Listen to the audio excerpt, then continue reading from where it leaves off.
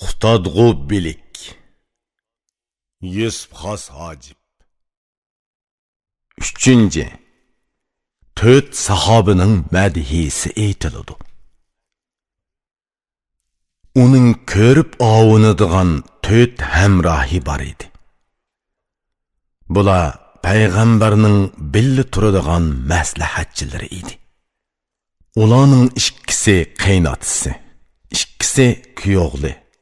Bular xalq ichidagi xil kishilardan edi. Dastlabki hammadan avvalgisi Otiq edi. Uning ko'ngli tili bilan birdek Xudoga ishongan.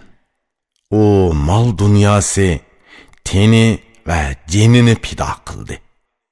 Faqat payg'ambarning Rabbining roziligini tiladi.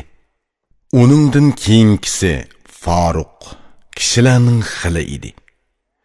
U dili bilan tili birdek xalq ichidagi esil kishi edi. Bu sodiq yordamchi dinning tirigi bo'lib, shariat yuzidagi pardini ko'tardi. Keyingisi hayoliq, xushmijoz Osmon bo'lib, kishilar ichida eng sehi, qo'li ochiq edi.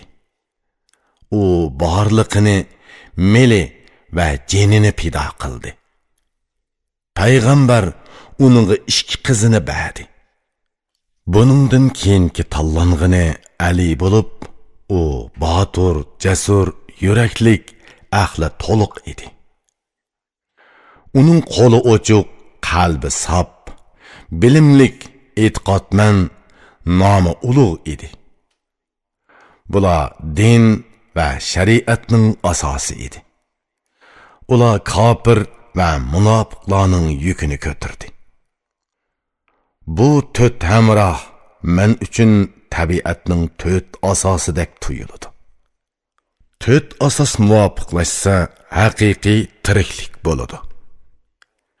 Mendan ularga davomliq tuman ming salom yetkizgaysan, egam. Ulardan rozi bo'lgaysan, Rabbim. Qiyomat kuni ularning sepida turishqa meni nisb qilgaysan.